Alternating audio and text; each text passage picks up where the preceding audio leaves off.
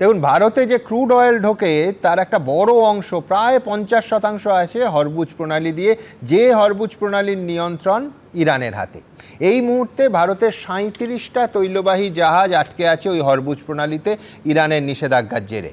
এইখানে অবশ্য নিঃসন্দেহে বলতে হবে, ইরান ঘোষণা করেছিল কয়েকদিন আগে যে একমাত্র চীন আর রাশিয়া ছাড়া অন্য কোনো দেশের জাহাজকে তারা অনুমতি দিচ্ছে না। ব্রিগেডিয়ার দাস বলেছেন যে ভারতকে ছাড় দেওয়ার কথা, সেটা নিঃসন্দেহে সরকারি ঘোষণা হলে সেই মুহূর্তে আমরা জানাবো। কিন্তু গতকাল পর্যন্ত ভারত ছাড়া অন্যান্য একাধিক দেশের জাহাজ এই নিষেধাজ্ঞা না মেনে হরমুজ প্রণালী অতিক্রমের চেষ্টা করাতে ইরান স্পেসিফিক্যালি 10টা জাহাজকে আক্রমণ করেছে।